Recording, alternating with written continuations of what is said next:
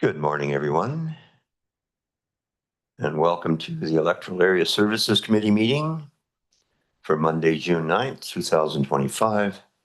The Electoral Area Services Committee is a committee of the Greater Board of the Regional District, and we're here to discuss items that pertain to the rural areas A, B, and C. Just so anybody knows, the housekeeping, if there's an emergency, the muster point is on the sidewalk outside. We have exits where you came in, as well as both these doors here. Washrooms, you need them, just down the hall and to your right, and there's 2 washrooms right there. So that being said, we have to start the day in a good way and recognize that we are here today conducting this business on the traditional unceded territory of the Comox First Nation peoples. We're going to start off, got a long agenda, start off with the resolution status report for receipt. Moved and seconded on receipt. Is there any discussion on the status report? Seeing none, I'll call a question on that.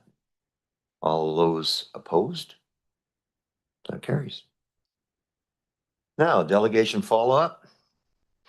Connecting Laurel Heights. Oh, beg your pardon. The first one is Comox Valley Early Years Collaborative. Their staff report on a verbal update following Natalie Robinson and Dana Van Ridget at Comox Valley Early Years Collaborative. They were here on May 12th as a delegation. Thank you, Chair, and good morning to the committee. As is the practice after delegations, we always include a follow-up on the following meeting, and in this instance, the Comox Valley Early Years Collaborative spoke to a request for rural grant funding. Staff have noted that this group, as well as several others, were missed in the submission process where you considered your rural community grants earlier in the year. We will be bringing a report forward in July that would provide updates on those requests and any available funding that you have left in your rural community grants. So staff don't see any further direction needed on this particular delegation at this time, but certainly open to direction if that's the choice of the committee. Thank you. And we did move our deadline date last year, and it caught a few people off on the back foot. That, and I think the database, the system actually had some sort of a glitch in it in receiving all of the applications. Let's blame it on the computer. That's good. I like that. Anyway, just for the record, anybody out there in Cyberland watching, when is the deadline for the community grants? October 15th. October 15th. October 15th. So it's coming up quick. Good. Okay. So do we need to receive that? Delegate? No. So no reception on that. Receipt needed. Second one is the delegation follow-up for the connecting Laurel Heights to Royston Elementary by a safe walking path. And there's a report on this, or a verbal report on this. Yeah, similar. This delegation requested that there be a path of sorts somehow devised in that community to provide access to Royston Elementary. I would like to recommend to the committee that you direct staff to investigate options related to safe walking routes in the Laurel Heights area. And then staff would be able to engage with the delegation and present some options to the committee for further consideration. Does the director have something to add? Director Arbor. Yeah, thanks, Chair. Yeah, I've been in touch with Graham since the last meeting as well, and it does look like there might be some opportunities. So I think it'll be great to have staff follow up and see if solution could be worked out for connecting to the Royston School. So it's actually the first time I'm optimistic on this one. So hopefully staff can connect with the folks there and investigate at least one of those opportunities. So somebody has stepped forward, perhaps. Okay, that's great. We don't need to receive that as well. Oh, there is a recommendation, so we ought to receive the report on this one. I'll second it. Any discussion on the recommendation? Anyone opposed to the recommendation? That carries with flying colors. Okay, reports. We have the Advisory Planning Commission minutes for Area B for receipt. Who's second on receipt? Any discussion on the minutes? Seeing none, anybody opposed to the minutes? That carries. Number 2, Electoral Area A Development Various Permit DV 5A24/25/8, Spindrift Road. Move to second on receipt and over to the CEO for introductions. Thanks. Good morning. And Ton True is our manager of planning. Ton's just getting himself ready here at the microphone, and Ton will be introducing the staff report here on Spindrift Road. No rush, Tom. No rush, Tom. This is the electoral areas. We're laid back here.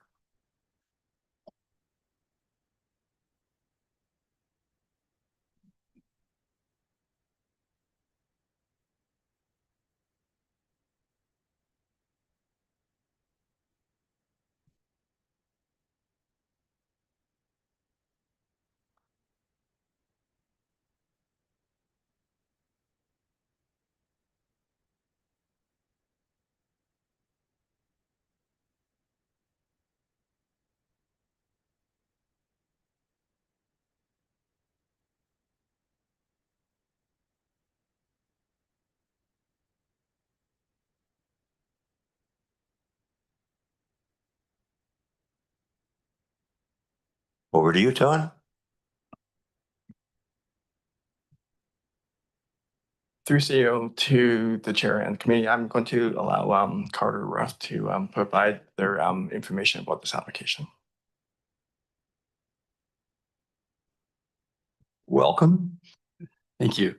Through the CAO to the chair and committee members, I would just first like to introduce the applicant, Darcy Papineau, who I believe is joining us today in person. So Darcy, if you want to come join me up here at the committee table.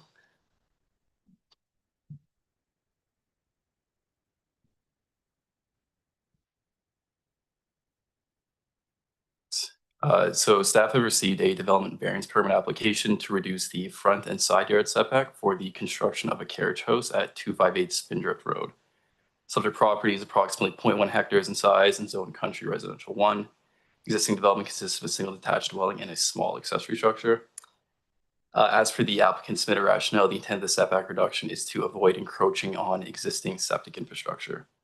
Staff are recommending the variance be approved as the setback reduction is minor and is not anticipated to significantly impact neighboring properties nor restrict the ability to maintain the building or septic infrastructure. Adjacent property owners within 100 meters were provided an opportunity to comment on the variance request. As of today, 2 responses were received, 1 in favor and 1 in opposition of the proposal. The opposition related to concerns regarding impacts to property values, sensitive ecosystems, and off-site infrastructure. Staff and the applicant are now available to answer any questions. Thanks. Thank you very much. Any questions from directors at this point? Director Ivor. Yes, thanks. And this file came before the area AAPC, I guess, but there wasn't quorum, but it was still some good questions and considered. I tend to agree with both the APC members that were there and staff that trying to make a secondary dwelling work on this lot is not that easy, and I think that variance does allow for reasonable structure to be built based on a more difficult layout, so to speak, of where it can go. So, but I do want to acknowledge the one neighbor that was opposed to this, and maybe I have a couple of questions around just to raise his points a bit further if staff can comment. So there was comment about environmental impacts and a question as to whether any environmental impact studies had been done or were required for this. So I'd be curious to have a bit more information on that. The other ones I think were a little bit outside of scope in terms of the concern around the electrical transformer and the post, Canada Post, the mailboxes. I think typically those organizations will adjust if there's a need, and that would not be at a cost differently to the regional district anyway. So But if you can speak about the environmental impact concern, whether it mentions that there are 2 mature trees and a suspected fish bearing a ditch, some, I'm sure this would have been caught and considered. So if you can provide a bit more information, so at least that neighbor knows that we've addressed that concern. Yes, so the proposed carriage house will be sited within a freshwater development permit area. So the applicant, prior to applying the building permit, is required to get a freshwater development permit, which requires them to undertake an environmental impact assessment and develop some measures to protect the aquatic habitat from development-related impacts. Okay, so that work isn't necessarily done yet, but it will have to be done, and then that would catch, it could stop the project if there was significant risk on the water side, right? Yes, that's correct. Okay, so that's good. So yeah, so on that basis, I do want to acknowledge the letter against, but I'll still be in favor of this, and I think we heard, this is another dwelling that will help with affordable housing for family member and in the future, and I think that's very much what the valley needs right now. So I'm certainly in favor of this proposal. Thanks. Tom, did you want something to add Yeah, to that? that'd be great. Thank you, Mr. Chair. Just to add on to Carter's comments, yeah, a development permit will be required, Director Arbor. The building department will not take in a building permit until the development permit has been issued. So that sort of allays those fears. Yeah, I mean, RP bios aren't short of work these days. I wonder if Ms. Papineau has anything to add.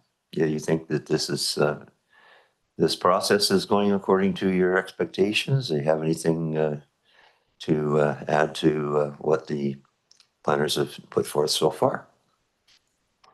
Just press your little button there.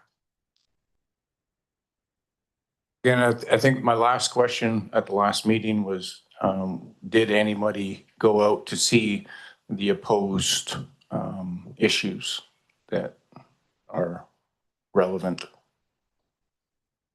Okay. Yeah, no, if you guys are good, I'm good. Thank you. Once you get enough paperwork, everything goes fine, right? I'm sorry? Once you get enough paperwork done, everything starts to move fine. Yeah, sure. Very good. Uh, Okay, so that brings us to the point of receiving this report, and then we'll receive the correspondence as well.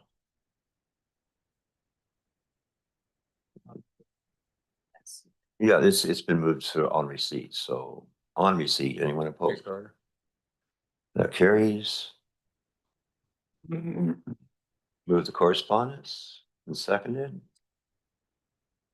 And there's nothing in the addendum for us, just those two. So we're on correspondence, on receipt. Anyone opposed? And that carries. And yeah, is there anybody here in the audience wishing to speak to this matter? So we're all yay? We're all yay on it? Well, we're going to see. We ask if the audience wants to chime in. Anybody out there that might have had an issue or something that speaks to the matter, and seeing none, then we're ready to move now with the recommendation. So I'll excuse it from the table for the recommendation. Oh, sorry, I can go? You can. Sorry? Yeah. Or do I need to stay here though? Okay. That's it. I'll move to the recommendation that the developer's permit should be approved for DD 58. So we've had the recommendation moved and seconded. And anything further, any comments from the directors or staff? Seeing none on the recommendation, anybody opposed to it? Then that carries. Thank you very much. Number 3, development variance permit DV 2B25 1842 Ryan Road East. Moving second on receipt. And who's taking this one? Thanks, and Carter Ruff will be introducing this report as well. Carter's back. On Ryan Road East. So Carter, over to you. Thank you. Through the CEO to the chair and committee members, once again, I'd like to first introduce the applicant, Ben Farnell, who I believe is joining us either in person or online today. So staff have received a development variance permit application to reduce the minimum front yard setback for the construction of a carriage house at 1842 Ryan Road East. Subject property is approximately 0.28 hectares in size and zone country residential 1. Existing development consists of a single detached dwelling and a small accessory building. Staff are recommending that this variance be approved as a setback reduction is minor. It's not anticipated to impact neighboring properties. Efforts will be made to screen the structure from public roads, and the Ministry of Transportation and Transit has no concerns with the proposal. The Advisory Planning Committee considered this file at their May 6th meeting and unanimously voted to support the application for similar reasons as staff. Adjacent property owners within 50 meters are provided an opportunity to comment on the variance request. As of today, 2 responses were received, 1 in favor and 1 in opposition to the proposal. The opposition related to concerns regarding traffic safety. Staff and the applicant are now available to answer any questions. Okay, so any questions? Don't see any questions at this point. Sounds like it's a matter of this much. This many. So that's what's required to make it compliant. So we'll, because we didn't we don't have the proponent here as well, do we? The applicant's not here. Is he online? Does he wish to speak if he's online? There's somebody on the phone, if you could, is it *6? Yeah, *6 and unmute yourself. If you have a question. Don't see any. So I was remiss in not calling for receipt on this one, did I? You didn't get a first and second. We got receipt. Okay, we're ready to rock. So on the actual report, anybody opposed? That carries, and there's some correspondence receipt.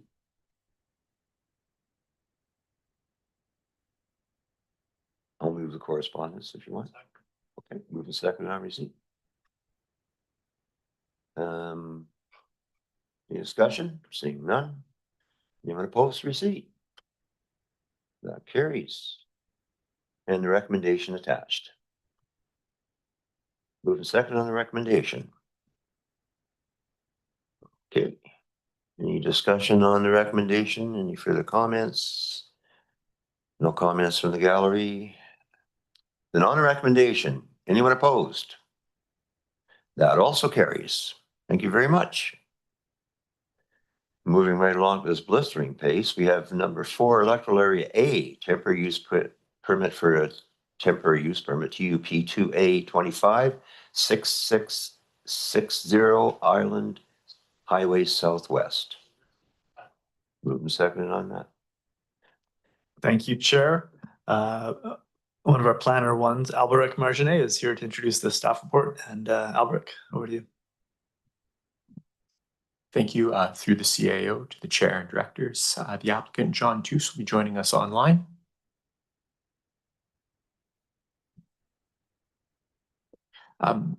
So through the CAO to the chair and directors, an application has been received to consider a temporary use permit application to allow a secondary dwelling unit as a tourist accommodation. The zoning bylaw refers to short-term rentals as tourist accommodations, which are only permitted in commercial zones. In the CR1 zone, a bed and breakfast is permitted as a home occupation, but is limited to the principal dwelling where a property owner lives.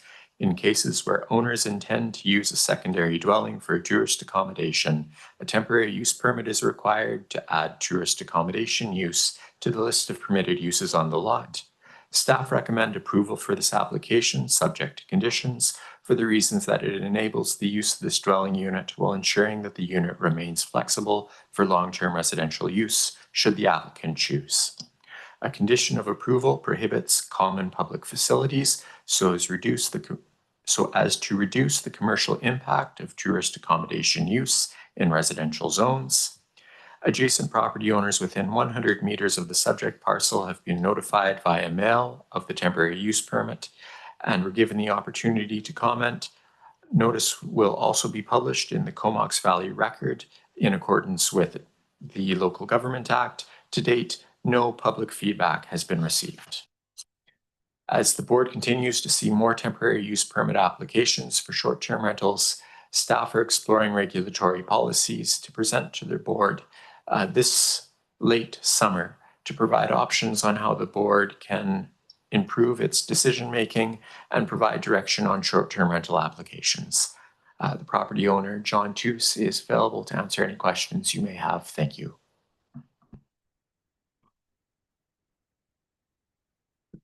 Is John online then? John, are you out there?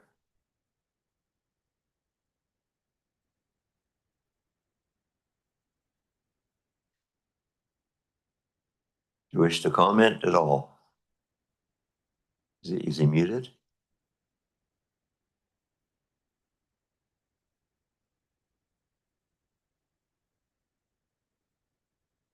Well, if you, there you go.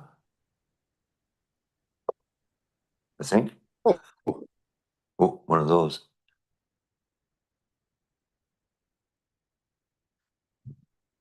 If you're in the rural areas, you walk out in your backyard on top of the stoop with the clothesline and hold your phone up in the air. I guess not. Sorry, John, we're not receiving you at this end. So we're going to carry on. We have a question from Director Arbor. Yeah, thanks. The slow trickle of TUPs for vacation rentals continues. So we're seeing a couple a month, and I'm sure when you bring back the report, it'd be good for us to know how many TUPs are there now for vacation rentals ahead of doing the review. I don't know if the regulations, there was some funny words you said in your staff report around improving decision-making I mean, it's policy and regulations to me, and the kind of decision-making derived from there. So we'll see later in the agenda what's happening on Hornby, and we can probably learn a little bit from the tensions and the regulatory framework they're building over there. And that's probably coming our way actually at some point, some of those bigger questions, but we're not there yet. So in the meantime, my only questions in regard to this proposal was typically we've had the applicants say a few words about who they were, and most of the applications we saw were either owners living on the property, which can really help actually when there's problems, or owners living in the region. We saw a few of them. And the main concern I hear from residents is there's still a fear out there about, more like corporations starting to take on affordable housing stock and managing it, taking vacation rentals and then managing them, from afar and as a business. So just like we did with the other applicants, it might be good to hear from the owner what their situation is. And hello, can you hear me? Yes, we can hear you. I believe he's online. Okay. John, do you have anything to add to the conversation here? Hello. Well, I'm not sure. I've been trying to get my phone unmuted, but I am here now, and I think you can hear me. And I think Albrecht has approved the application for a TUP. Am I correct? Not yet. No. We're in the process right now at Oh, this in the point in process. time. Peter's made it.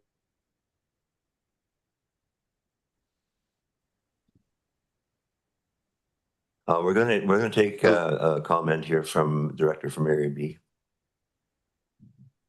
Thanks, Chair. And perhaps we could have Director Arbor express his concern again, and maybe the proponent could maybe try and address the concern that Director Arbor had put forward. Thanks. That would be my feeling as well. Can you hear us now, John? Did you hear what Director Arbor had to say about the fears in the community of people purchasing temporary use permits and rental stock to manage from afar? And usually we hear from the proponent as to what their plans are.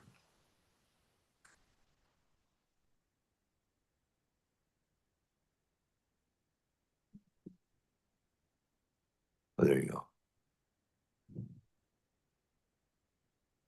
I think we lost him.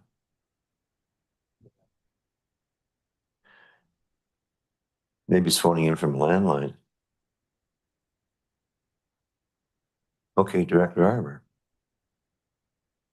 Yeah, thanks. I think, you know, when people have applications before the committee, I understand we have a bit of a phone issue here, but that's actually important information, and maybe we should just defer this file and until we can either hear from the applicant properly. It could be at this meeting or it could be at a future meeting. So that'd be my suggestion. That would certainly be the fairest thing to do. So John can't hear us. Hello? Oh, hello, I can hear you now. Can you hear us? Yes, We I were can, just yes. going, Thank you. John, because of the problems we're having and the fact that you're Yep. not attending the meeting and the phone isn't Right. working, we're going to delay this for another month until you can actually Well, appear in person or. yep, I I think I've got the phone working now. I can hear you very clearly. I would like it to pass at this meeting if possible. So the question is, some of the fear in the community is that there are certain forces that may purchase housing stock with the idea of getting a TUP and managing it from afar. Right. So we just want to know what your intent is on your presence at the property. Oh, right. Yes. No. Yep. I obviously, me and my wife live at the property, and we intend to live there until we drop dead, basically. So for us, it is a long-term to be able to do this, to generate a bit of extra income. Do you understand? That's correct. Director Harbour may have a question. Hold on. Okay.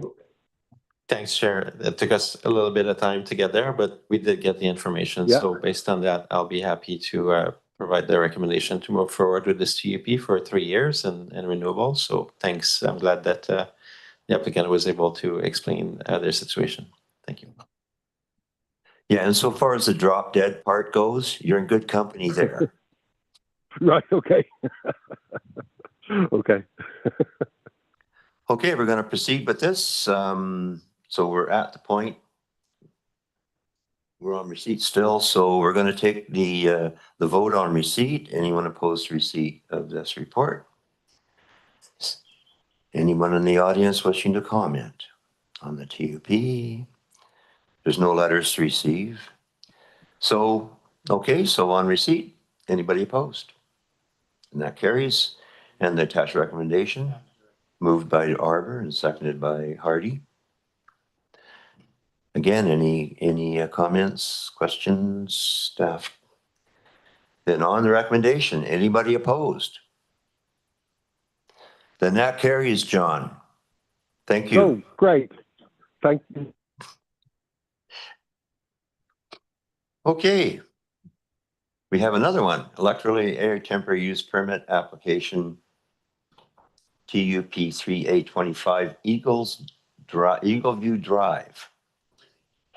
Moving second on receipt and back over to Albert. Yeah, thanks, Chair. Yeah, back over to Albert Marjane. Thank you. Through the CAO to the Chair and Directors, I'd like to invite the applicants, Daria and Jordan Moeller, to come and join us at the table.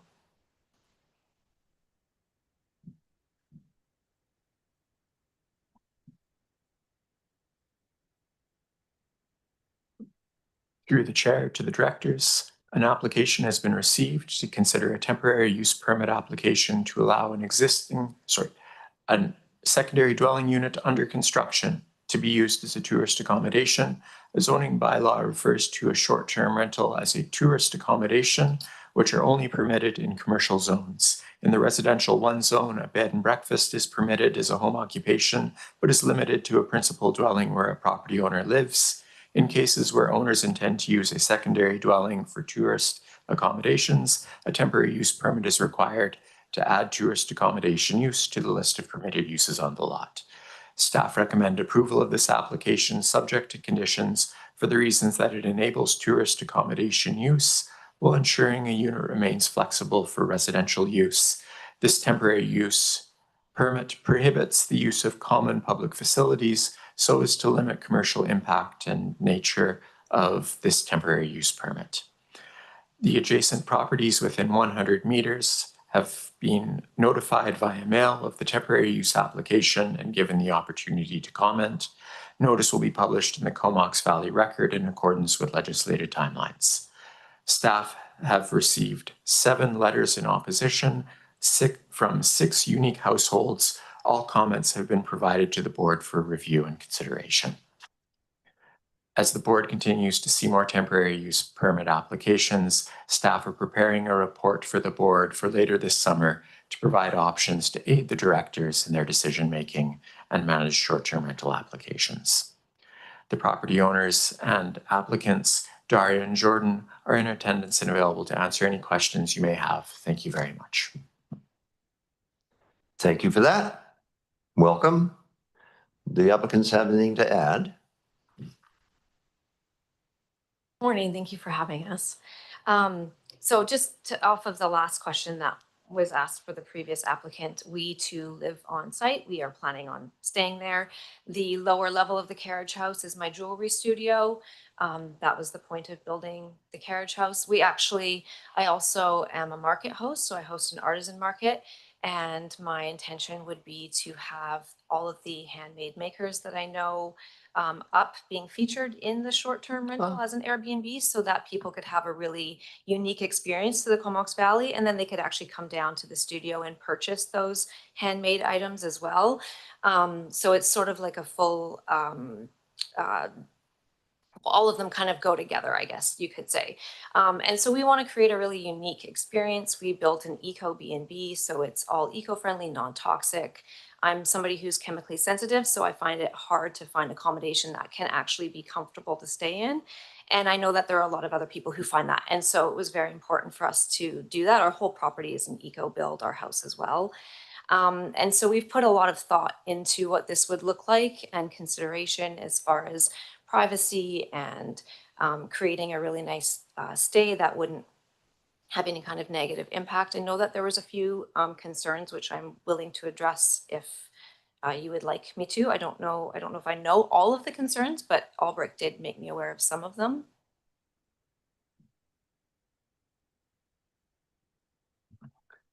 Thank you. Questions from directors. Director Hardy. Yeah, thanks, Chair. Just wondering, question for staff, is there any concern regarding parking? If there's businesses occurring on the property or not? Thanks.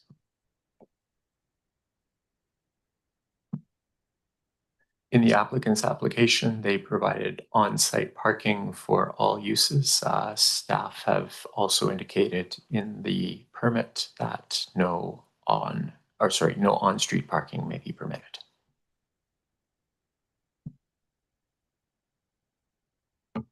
Director Arbor, you have a question? And thanks for the additional comments. So sorry, I'm a little bit confused about the paperwork. So, or maybe my brain is Monday morning, maybe it's not fully functional, but did I just hear we had a number of comments in regards to this proposal? Because I'm not finding them in the package. I don't see them in an addendum, or if staff can direct me where they are, I just don't seem to be finding them.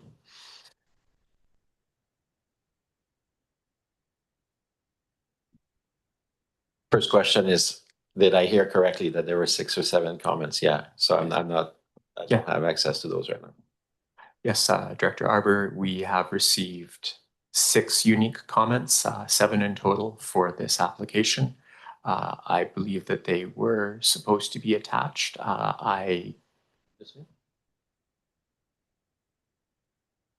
Yeah, because it's hard for me to address and speak to those comments if I don't see them. So maybe we can just take a minute.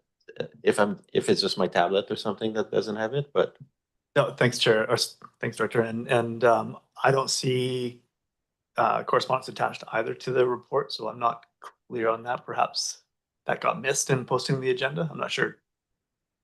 Ton. Through the chair to the director, so we did receive these comments.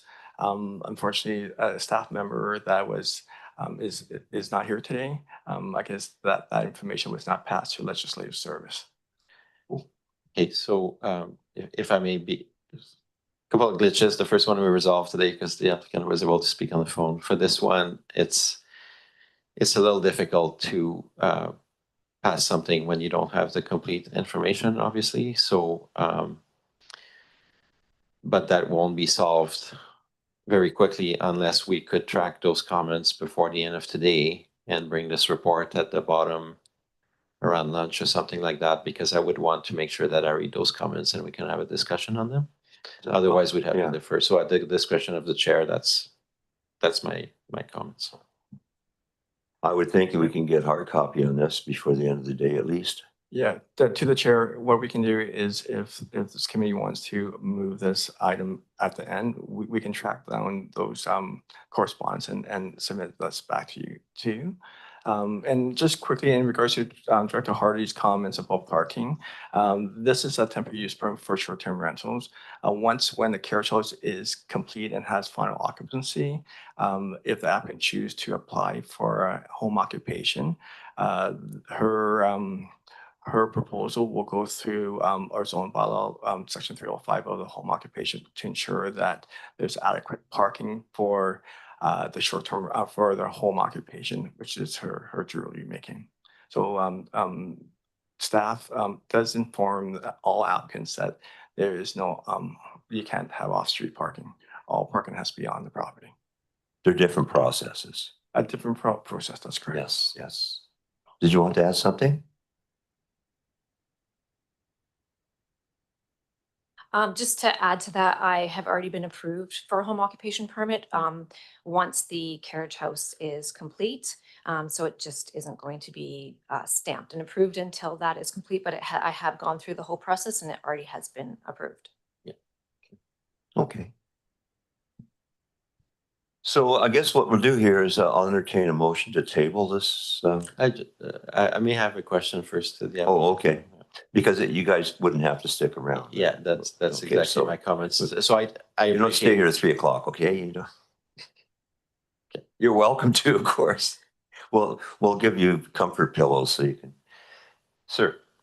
Yeah, thanks. And I appreciate that you're here this morning, but you probably have a work life and all that stuff. So in the event you're not, I would ask I had one or two questions for you. One is I wasn't quite clear to what state of completion the building is, if it's fully complete or not. And you just mentioned you had your permit for it, but give a little bit more detail on the status. That would be great. Yes, we expect to be complete near the end of the month. We're just finishing drywall stage. So we're expecting very end of the month or very beginning of July to be complete. I have been operating my jewelry business on the property in a different separate studio for 6.5 years already. So this is just me growing into a larger space because my business has grown. So as far as like timeline wise, we're hoping for the end of the month to get our final occupancy. Great, thanks. And in terms of finally, my last question I was going to have is in terms of the design. I didn't look at all the design of the building, but I saw a couple of images. Anyways, looks pretty good. But did you design it in a way that, say that in 15 years or 20 years from now, there's new owners or you're still there, but is it designed as a fully self-contained suite that could also be a normal rental or? Yeah. Okay, it was Yeah, designed. it's completely self-contained. We Yeah. fire rated everything from the lower level to the upper level. It could be a long-term rental for sure. Our son is 17, so we have intentions of him being able to live in it one day. That was part of the idea behind a carriage house opposed to a single level unit.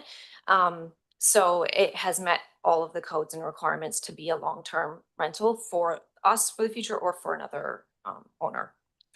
And obviously, if you got to that stage, that's totally aligned with our bylaws and the rest of that for that being a possibility for you. So thank you for that information, and Yeah. we'll see if you're here this afternoon or later on. But If you let us know what time we took the day off so we can come back. Okay. Absolutely.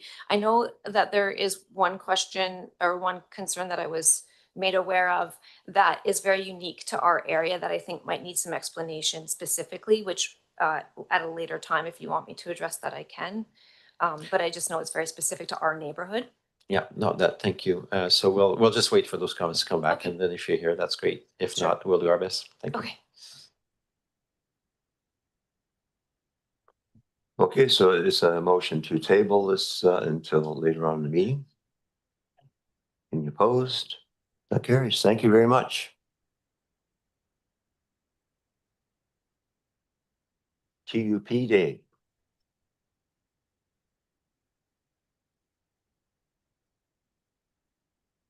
So I'll go back up. You're on Chad now? Yep, okay. Time for the Chad. Electoral ADC, a zoning bylaw amendment, 1485 Hillview Road, as a report for receipt. Move a second on receipt and over to CEO. I'd like you introducing this. Thanks, Chair. Jody McLean is our senior planner, and Jody will be introducing this report and our guests at the table. Jody. There you go. Hello, thank you to the CEO, the chair, and directors. Joining me here today is the owners and applicants, Tom and Susan Shad.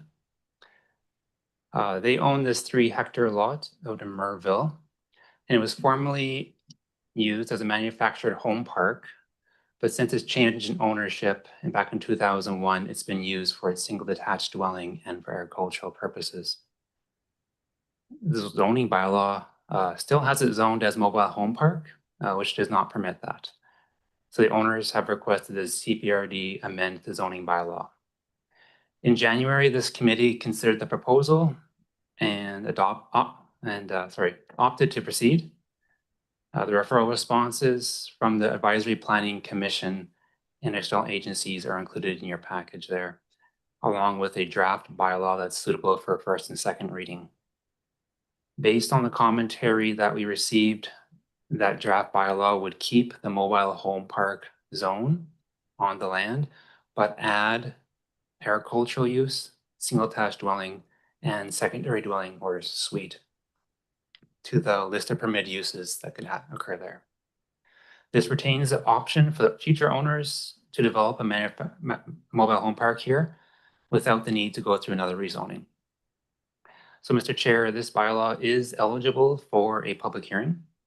So staff is recommending providing first and second reading and authorizing the public hearing to take place this summer. And the owners here are available to you for any further comments or questions you have. So this is a zoning that requires a public hearing.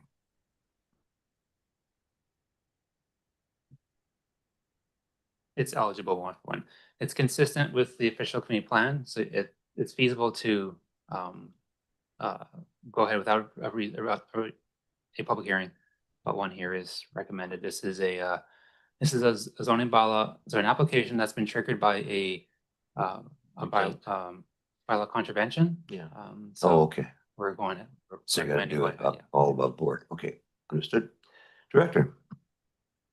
I like everything that I heard in this report. I think that you collectively found a solution that the committee had an interest in preserving that mobile home designation, talking about, Merville and the long-term difficulties in actually getting these kinds of zonings.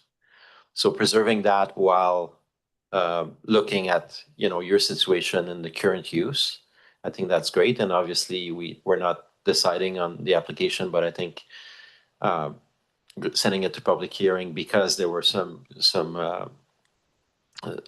issues in the past in regards to the community. I think it's good for the community to be able to discuss it and considering and for us to have to sort of hear from constituents. But overall, I think you collectively did a good job to present something that I think could work really well in the long term. So I'm supportive.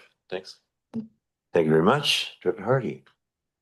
Yeah, thanks, Chair. Just again, just seeking clarity here with regards to the bylaw amendment. If I'm understanding correctly, the proponents have been living on the property for well over 20 years, and they've been undertaking the same activities that they've been undertaking for 20 plus years, and now they're just trying to become compliant with regards to this existing bylaw that's in place. Is that correct?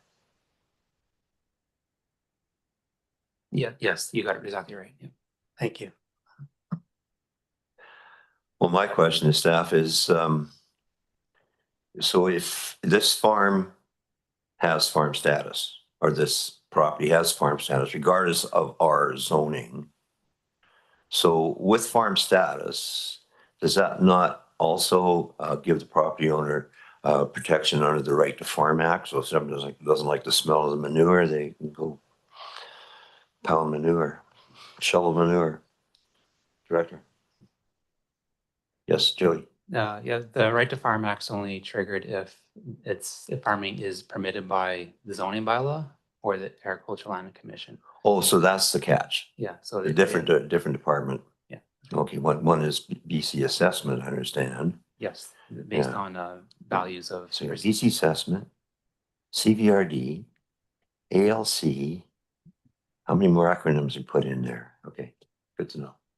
So that was my question, because I actually answered one of your neighbors and said, I believe they have the right to farm. So this will give you the right to farm. Okay, so thanks very much. Any more questions? So we're on receipt. You're going to call a question on receipt. Anyone opposed receipt? Seeing none, it carries, and we have a recommendation attached.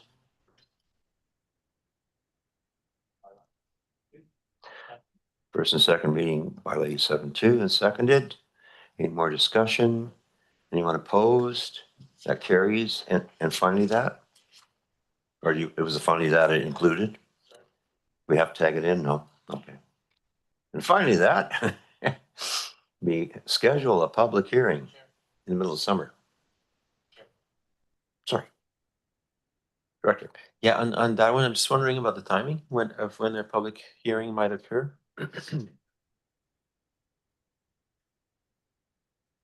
We have not scheduled it yet, but we're looking at the week of July 21st. Okay, so not too long of a wait for this, so that's good. Okay, thank you. We're gonna hold the public hearing at the campsite. Everybody be out camping. Okay, so that's good. So we need to vote on that, I guess. Anyone opposed? That also carries. Thank you very much. Moving right along, Electoral B, site-specific floodplain application FR 1B25 for the unaddressed lot at the corner of Florence Road and Singing Sands. Move second on receipt. And who has the pleasure of taking this one? Jody McLean will again be introducing this report on FR 1B25. So Jody, over to you. Thank you. Again, to the CEO, to the chair and directors, joining me here is Christy Shambrook. She's the agent for the applicants. The owners and applicants, they're Jonathan and Kristen Kizilowski. They're joining us online on the Zoom there. So this concerns an undeveloped lot in Little River area. The owners are looking to construct a house and a secondary dwelling there, a carriage house. And because this particular lot is within 100 meters of the shoreline, the floodplain management bylaw requires an engineer to calculate the flood construction level and the floodplain setback. They'll be used and to use the methodologies provided by the province and the Association of Professional Engineers and Geoscientists. And that accounts for flooding events with the area's anticipated sea level rise. Figure 4 in your package there, that provides an approximation of what it would look like in the Little River area. That'll be on the screen there.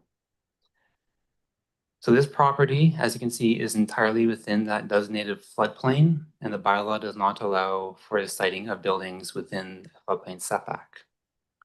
So section 403 of the bylaw is available to them. That enables an owner to request the board exempt the development from the bylaw if it is supported by an engineer's report that addresses the flood hazard and provides recommendations needed for this development to address that hazard. The applicants have provided this report, and that report provides feasible and reasonable recommendations. So, Mr. Chair, staff is recommending approving the application because there is nowhere on this existing residential zoned property for that the bylaw would allow for habitable area to be located, and because it's entirely within the floodplain. Instead, the applicants would build in accordance with the engineer's report, which will be registered as a covenant, indemnifying the CVRD from liability. So the owners and the agent here are available to provide more details if you wish. Thank you. Thank you very much. And welcome. So we're going to do you have anything to add to on this file, being that you've been immersed in it for a while? Sorry. There you go. I think Jody covered it pretty well. The customers are very excited to be living in this beautiful area of our town, and we are proposing the build itself will be to the height requirement, but the landscaping and nature around the builds will be in keeping with making sure that it's not just sticking way out of the ground as well. So we will be doing some nice aesthetic landscaping areas to make it look very aesthetically pleasing by also meeting that floodplain level. Yeah, it looks like you're jumping through all the hoops on this one. Yes. Director Arbor. Yeah, thanks. And I'll be, as usual, honest. This report I did not read through and through because it's not in my area, but I do have the question around the elevation around the property compared to sea level. Because we're on a continuum right now. I've started in 2019 mapping coastal floodplain and all the rest of that, and I'm just curious how high it is. Does staff have that information handy? Okay, so I don't. So what I have available to you right now is the natural ground where this property is about 3.2 meters above sea level, whereas the prescribed flood construction level is going to be 5.4, so about 2 meters higher than the natural ground has to be. Yeah. The reason why I asked, so staff knows where I'm heading with all this, not with this application, but long term. You know, that 1 meter is, you know, you're looking at the lifetime of a building, and I think we really need to start thinking more in those terms. 3 meters is to me provides a bit more comfort. There's still going to be some storm and things like that issues, but as we continue to approve exceptions to the rule, I think I'll start to raise some more flags when we get in the 1 meter zone and below. So 3 meters I'm comfortable with, but again, you're going to continue to educate the committee and for us to refine our thinking around building in those areas. Many jurisdictions are starting to seriously look at retreat right from those areas, but we are nowhere near there yet at the regional district. But we need to keep those conversations active. So otherwise, I don't have problems with the property. It's everything makes sense. Thanks. Well, it might not be a surprise that I take an alternate view of that. I grew up in this area, and I can tell you that the first people to build all the way along that strip where the ferry and everything is now were, I think this might have been part of the McPhee property, but they were basically plywood shacks with a shed roof that people came out and spent the summer in. And the kids had a great time and got sunburned all the heck. I think I personally think that, especially in view of geopolitical stuff that's going on, that we have to stop being a hand-holding nanny state. I think people take full responsibility if they're going to build on the floodplain. You talk about the year 21,000 or 2,100. And I mean, is anybody going to be around then? Are the houses even going to be here then? So, I think it's duty to warn is really important. I think that's really important. We do duty to warn. But in things like, I mean, here you've got the freshwater habitat, you got the sea level, you got all that stuff. Well, by the time you took off all the boxes, you've paid more in consultant fees than people did for their houses down there. So, there's got to be a point in time where it's really not local government's responsibility to hold people's hands. We're there to warn this could happen. But when you take it on, and of course there is a covenant here, so it does absolve us a little bit. But I do think that we have to basically rethink some of this stuff going forward because it's a hell of a lot better than living in your car. Thank you. So we're on receipt. Call a question on receipt. No, Director Arbor. Yeah, Chair, you can make a statement like that and not expect me to come back. That kind of philosophy. Obviously, I think that's why it shows that this committee needs to get more information from staff over the coming years around risk analysis. We've seen in Florida when entire new developments are lost to the ocean, local government, from an infrastructure perspective, from roads, the province, the state in their case, all that liability comes back home to roost eventually.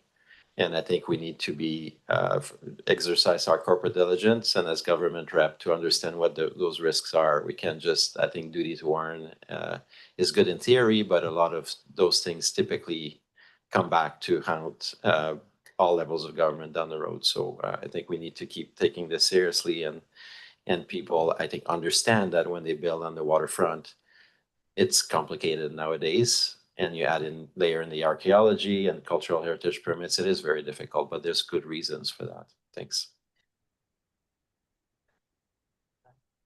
Yes, sir. Director Hardy. Just like to call the order that we come back to the agenda item. Thanks. We're at receipt, right? Still? Yep. So just call a question on receipt. Any opposed? And recommendation attached. Move second on the recommendation. Any discussion? Then I'll call a question on that. All in favor? That carries. Thank you.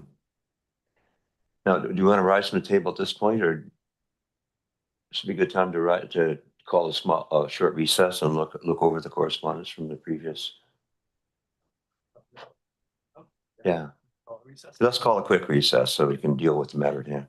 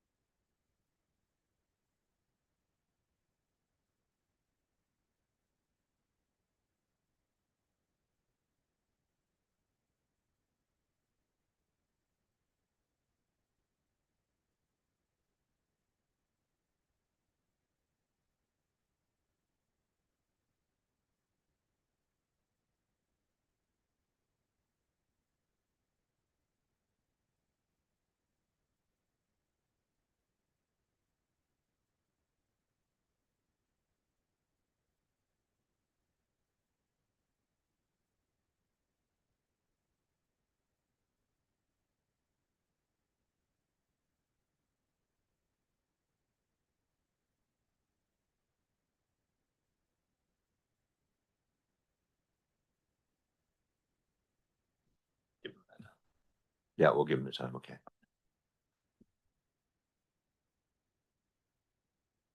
Okay, did you manage to get a copy? Can they get mine?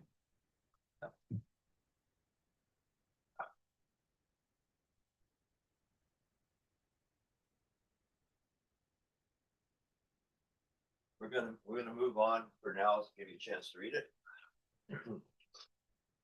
Okay, we're going to move on to item number 8, the Kensington Comprehensive Development Permit Application.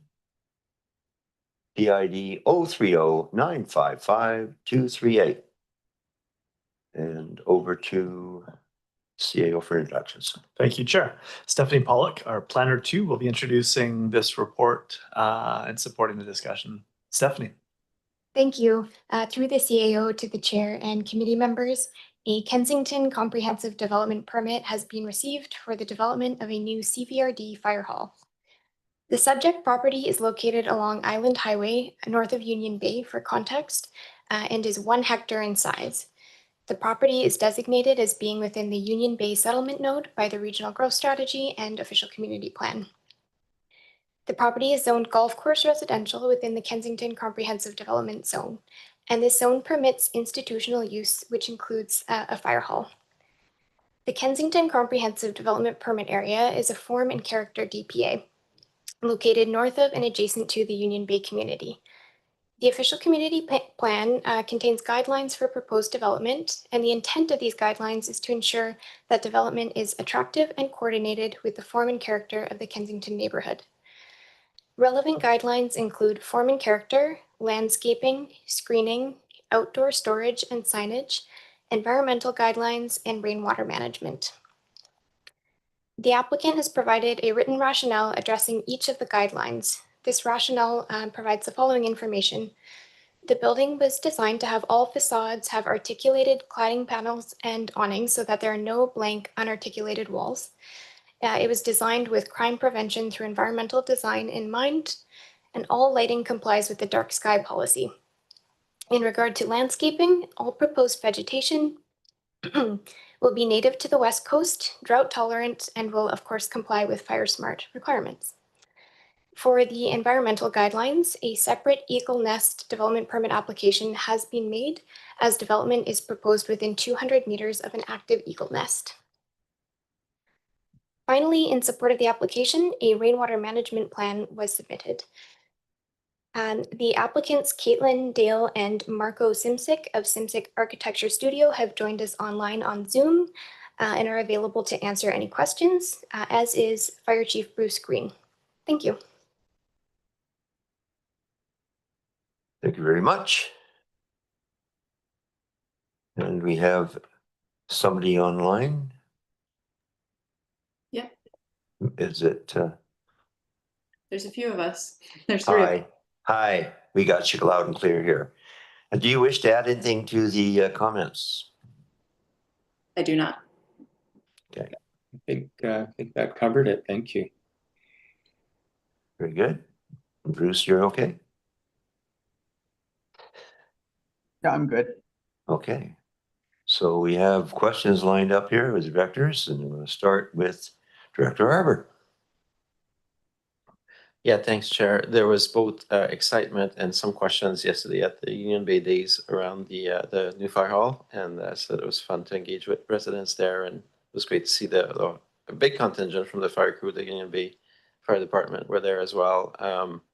One question I heard, because it's a bit in the news, is consideration to the servicing, and so I think there's message out there that it's not currently serviced, but can staff talk a little bit about, while we're on this topic, around where the septic, it's going to be septic with potential connection in the future. So a bit more detail around that design for it, and impact on the development permit.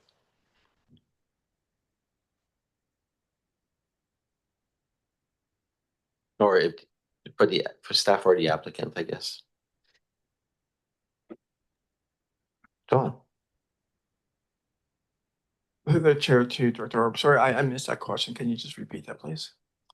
Yes, so there's a question around the servicing, which of course has an impact on the site. And so septic, can you confirm that it's going to be, this project is going to be on septic and how that impacts the development permit? So the site itself, through the master development agreement, the site was supposed to be serviced. So right now, as you know, there is no servicing in this location. So with their applicants help, we'll be working with Bruce to install some type of private system.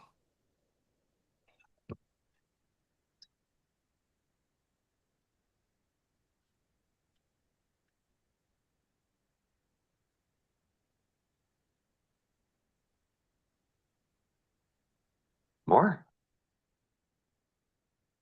Lisa, can you pull up their staff report, please?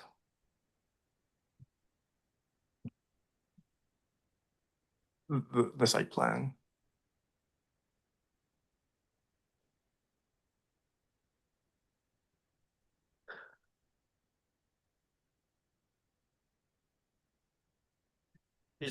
See page 8 there.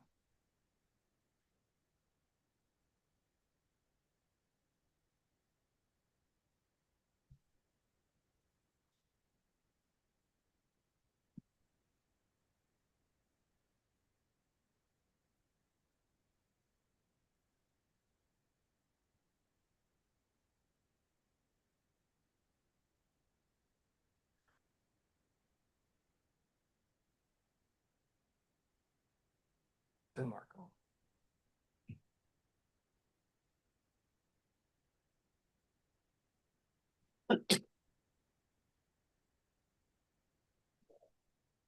Oh, Ton?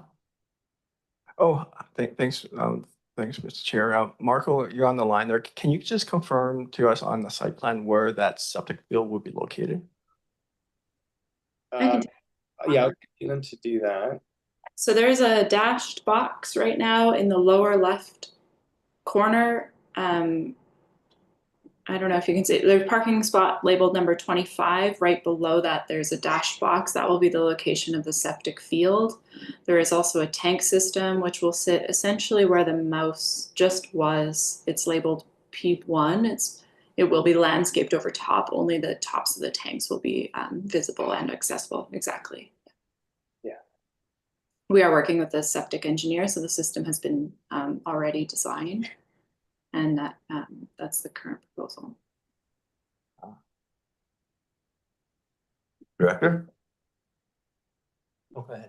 Yeah, no, thanks. That answers my question around that. That was one piece that wasn't clear last time we saw a report on this. And the rest, I think the design, the feedback I get in the community is that people like how it's going to look. So it's good.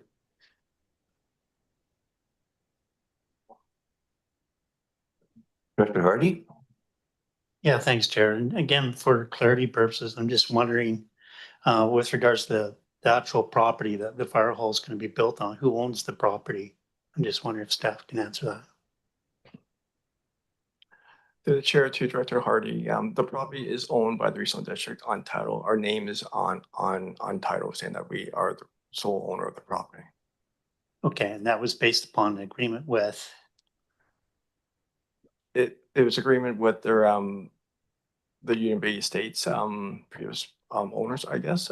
That's through the master development agreement. One of their conditions was that they provide us with a location for a future fire hall.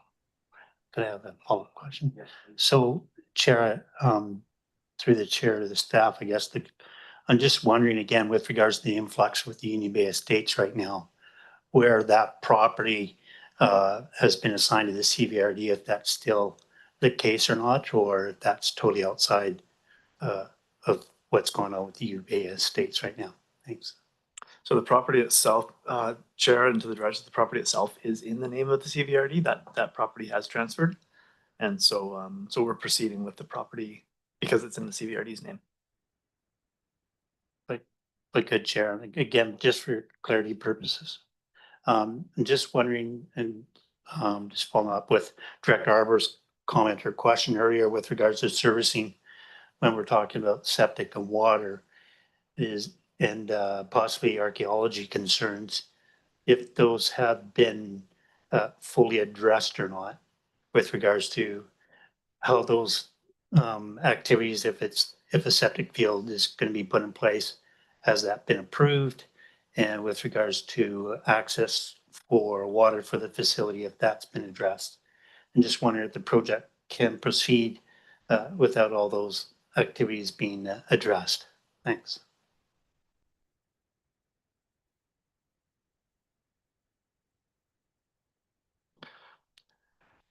Through the chair to Director Hardy, as part of the building permit application, but also with this development permit, we have informed staff and also their architects that CHIP application would be required through Comox First Nations. It was required, but also provincial archaeological permits.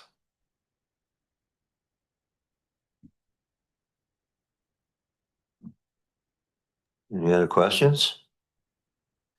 So just for clarity,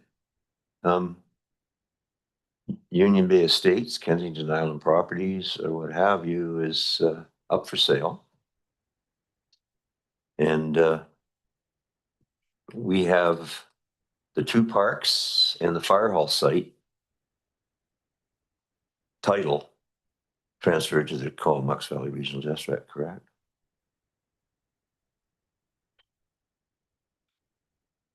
No comment. Okay.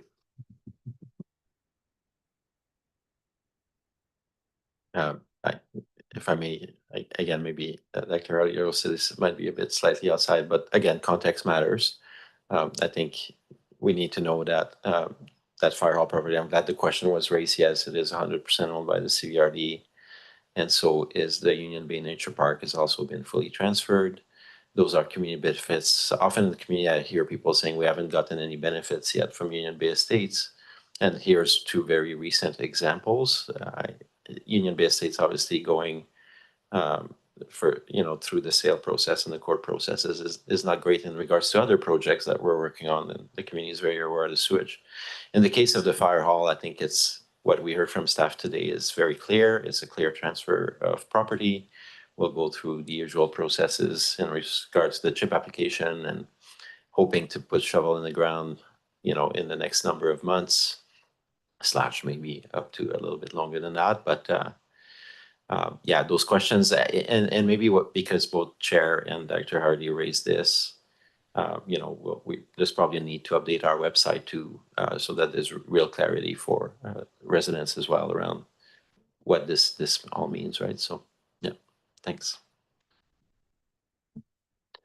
It's going to be a wonderful amenity to the community, that's for sure. Okay, so, Alana? If I may, Chair, through the CAO, just for clarity for yourselves and for the public, you might be wondering why it is that we have these amenities in the absence of construction occurring on behalf of the developer. When the Master Development Agreement was signed back at the time of rezoning, there were some phased commitments made by the developer. And so when this property, there were a series of properties, they were assembled and then subdivided into the blocks, those comprehensive development areas. There are 5. And it was at that time of that subdivision that these particular amenities, the parkland that you referenced and this site, although it's not serviced, at least we got the land, that is why the amenities were transferred to the CVRD. So there are some other amenities that are in the Master Development Agreement that are to be coming forward at future points in the development. These ones, as I say, were part of that and what was called initial subdivision in the Master Development Agreement. So these were not extractions. These were part of the commitments that were made in that Master Development Agreement. And the NBA goes with the properties.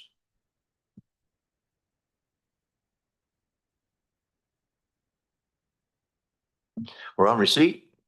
Anybody opposed to receipt? That carries. I'll second it. Okay. Any more discussion? Then on the recommendation, anybody opposed? That also carries. Now I think we can move back the lift from the table, the TUP application. From item 5, correct? Yeah. So a motion to lift from the table? Seconded? All in favor? Okay.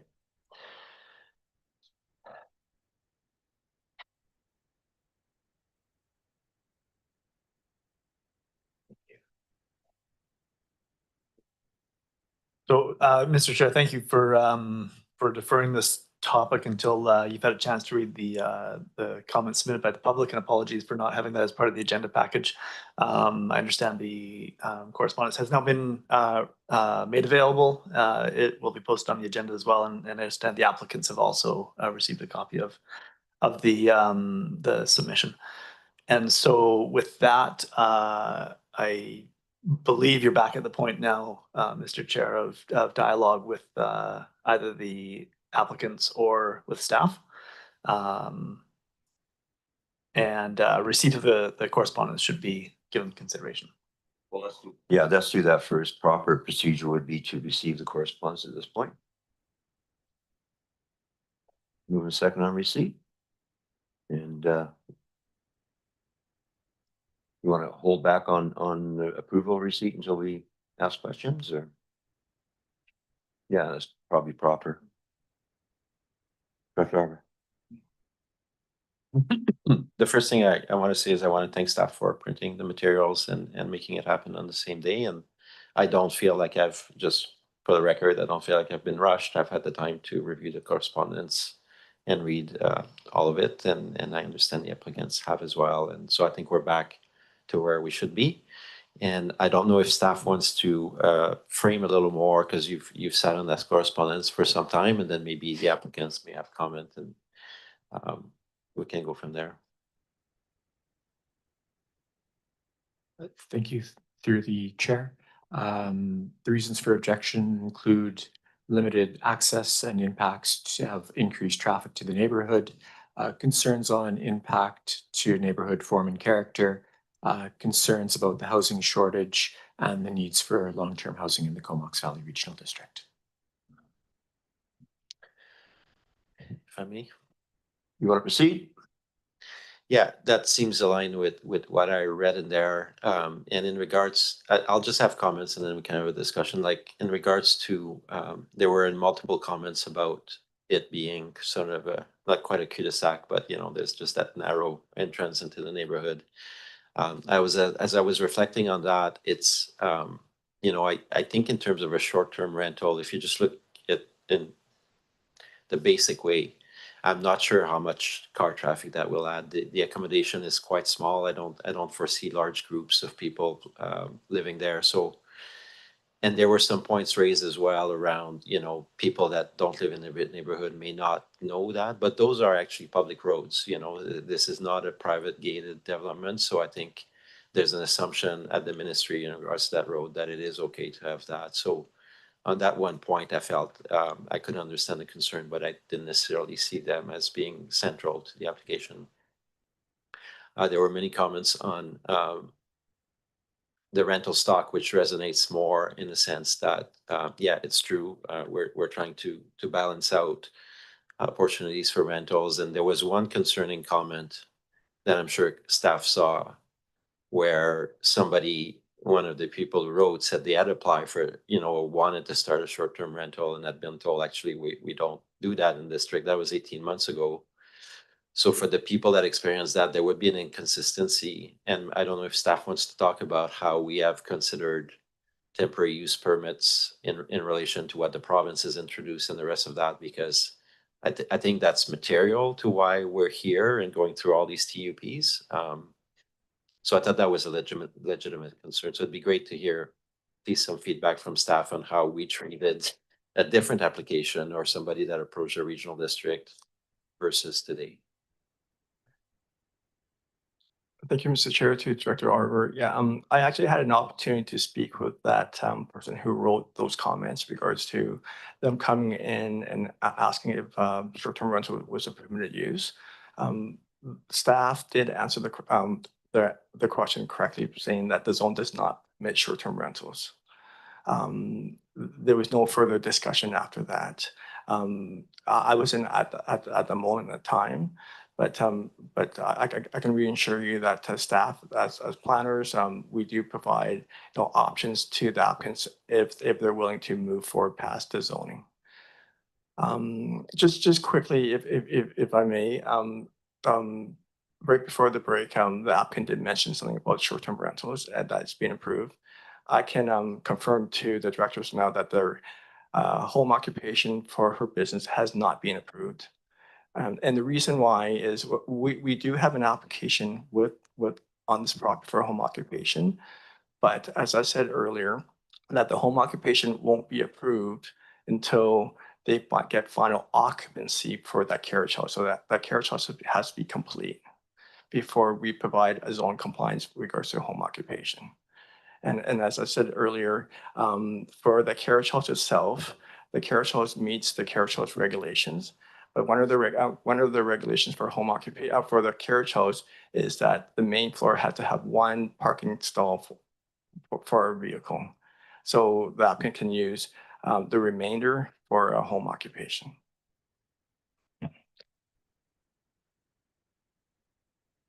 Dr. Arbor, do you have further? Yeah, if the other directors don't have questions yet or not at all, but I do have a little more. I just wanted to pace it.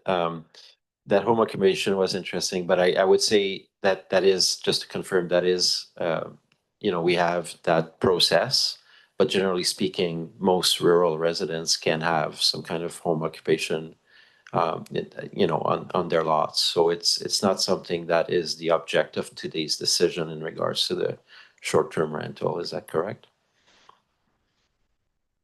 That's correct. So the zone bylaw allows you to have home occupation in all residential zones.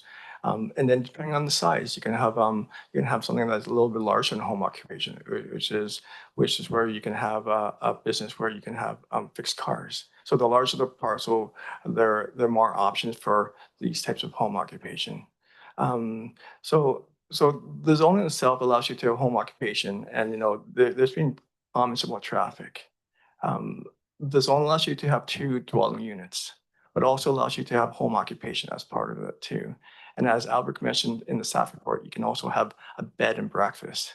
So with regards to traffic itself, we believe as staff that knowing that that the traffic itself with the potential bed and breakfast, the potential home occupation, and the second ones won't change drastically in regards to short-term rentals and the traffic coming in and onto rural properties.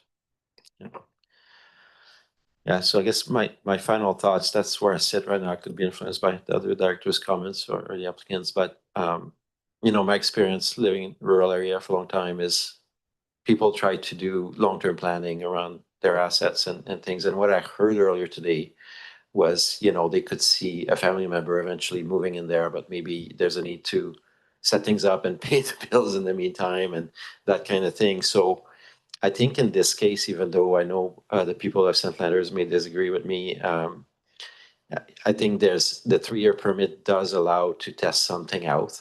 And if it's really not working with the neighbors, we have the option to not renew the TUP in 3 years. So then it's a loss. In the long term, I hear there may be a family member living in there. And that's, I think people have their word when they talk about intent and things like that. So for me, it's a more difficult one, this TUP for sure. But I think for me, I'd be willing to let it proceed, and if the neighbors in the next 3 years feel it's really not working, that at that point we can revisit that decision and not renew the TUP. That's where I'm sitting today. Thanks. Thank you very much, and Director Hardy. Thanks. And comments that Director Arbor were putting forward, similar comments that I was going to put forward. So thank you for that. Yes, I think the operative word here is temporary use permit. So, and insofar as the use of the property goes, I can assure you that through life's changes that it more than likely will be utilized by a property man, a family member somewhere along the line with kids coming home, grandkids in tow. You never know as time goes by. I see it on my street a lot. There's a lot of that going on. So there's a lot of secondary carriage houses and cottages going up on my street for sure. Director Harvey, got a comment? There's one final point that was in a few of the letters, which was a concern that this may create a precedent in the neighborhood, and something I've been educated multiple times at regional district is we don't actually create precedent in that way. Every single application is treated on its own merit, and I mean, I realize other people in that neighborhood in the Cameron area might come up with TUP application, but again, so we deal with them one at a time. And residents should also know that that's, on the short-term rental, staff is coming back with a more comprehensive report, because we don't want short-term rental to really start, and some people know that it erodes in certain areas, the rental stock. And especially in places like along the waterfronts and stuff like that. So we are gonna get a report on options for us to consider the long term, so that we don't have like unbridled kind of escalation of us becoming an entire vacation rental area, right? So in the interim, I think in this particular file, not precedent setting, to allow this family and to make the building work, have a home occupation. It's a bit different than what's in the neighborhood, but hopefully it goes well, and we'll learn a little bit through that over the next 2-3 years if the permit is issued. Thanks.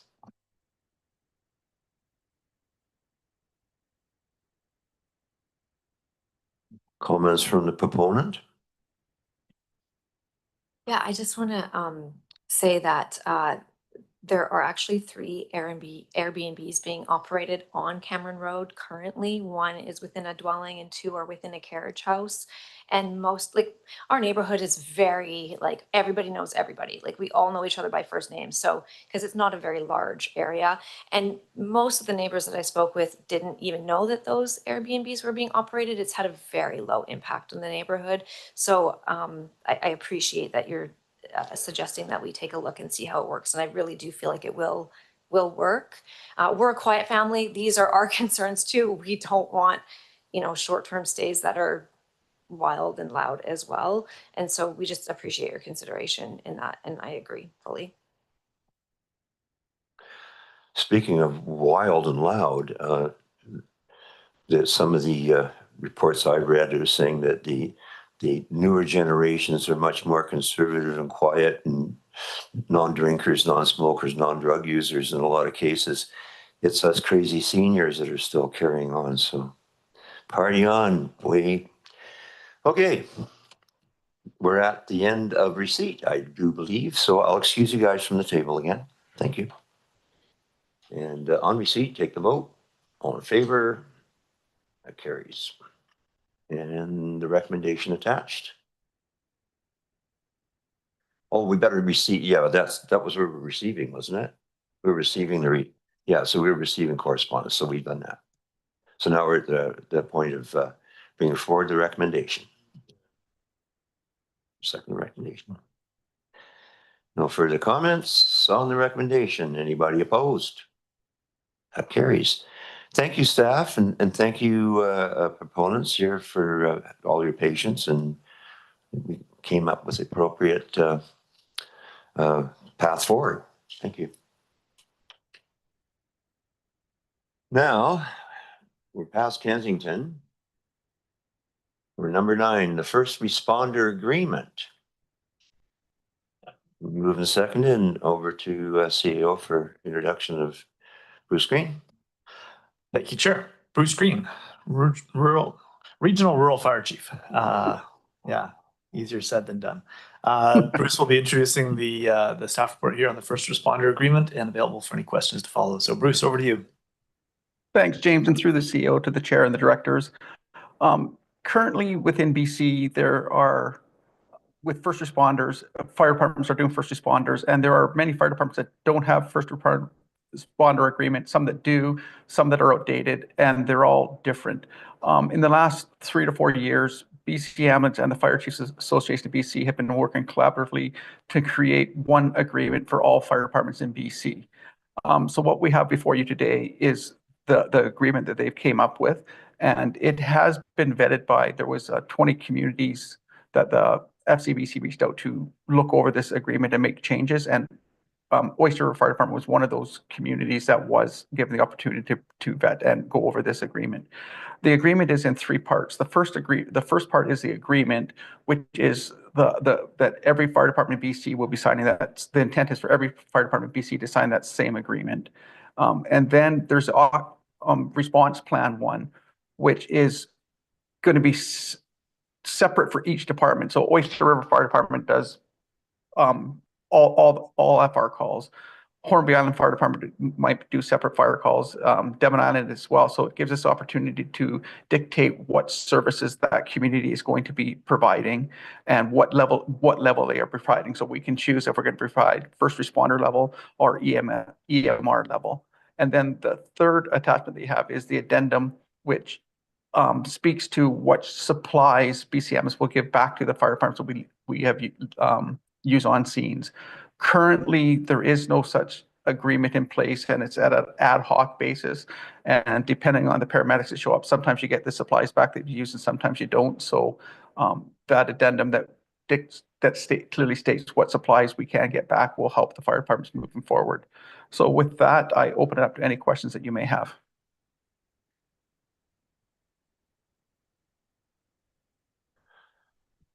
Well, I was lucky. I went through this whole process earlier today with the Black Creek Oyster Bay, so I've asked all my questions. You guys have any comments? Director Harper?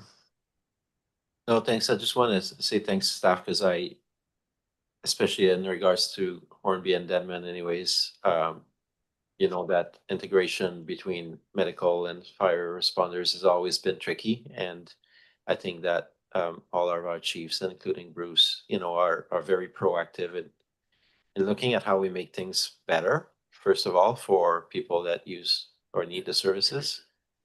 But second, that we arrive at better models, and in terms of how we all work together across between the health sector and first responders. And I'm just seeing a lot of progress the last few years in collaborations and sort of that spirit of partnership. So I just want to thank all that are involved in this, and I'm supportive of today's recommendation as well along that continuum. Thanks. Big thank you. Anything else from the directors? Director Hardy's okay? Okay, so we'll dispense with the receipt and see if we can move the recommendation. Moved on the recommendation. Any further discussion on the recommendation? Anyone opposed? That carries.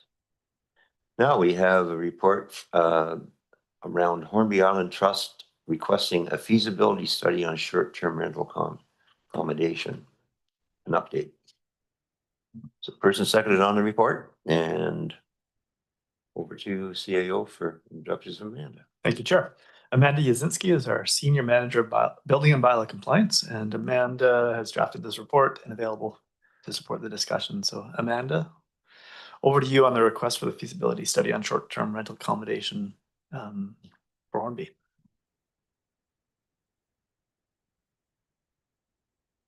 Good morning through the CAO to the chair and directors. So the purpose of this report is to provide an update on the request presented at the March 11th, 2024 Electoral Area Services Committee from the Hornby Island Trust Council that the CVRD undertake a feasibility study of business licensing to regulate short-term rental accommodation, rental businesses on Hornby Island. The recommendations from that meeting were that staff be directed to engage with Islands Trust staff to explore the concept of a business regulation service on Hornby Island for the regulation of short-term rental accommodation. And further that, staff report back on the broad findings respecting the potential establishment of such a regulatory service, including consideration for a formal feasibility study. So since that meeting, CVRD staff have been in touch with Islands Trust staff and started a conversation on their steps forward. That included at the joint meeting with Islands Trust staff, Comox Valley staff, and elected officials on June 3rd, 2024. This was during the annual joint meeting with Islands Trust.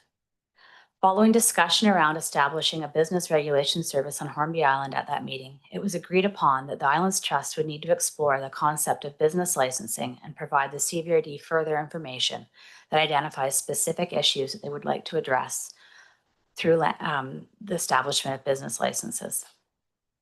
The Islands Trust has advised that review of their short-term rental accommodation framework would be part of their larger official community plan project, potentially as a separate review project. Both CVRD and Islands Trust staff acknowledge that the policy and regulatory framework related public engagement regarding the land use is required and needed to inform business regulation feasibility study work. Staff therefore recommends that the feasibility study requested be concluded if the Islands Trust be concluded at this time. In the future, if the Islands Trust opts to regulate short-term rental accommodation rentals and determine that business licensing may be their desirable tool to do so, a feasibility study could be initiated again using Hornby Island feasibility funds.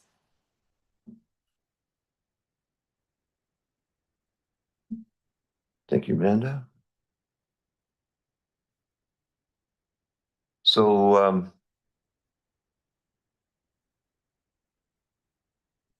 maybe, do we know the other Gulf Islands are doing this? Is this just the Hornby? The only two within our area are Denman and Hornby, and we've only had a request from Hornby.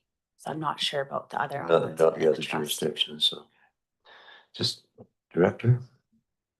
Yeah, I can probably provide more context on that one, Chair. Hornby is the only island that in 2008, I believe, they actually allowed vacation rentals on all lots on Hornby. Whereas in most of the Islands Trust area, they're actually forbidden on most lots. So Hornby has really stood out.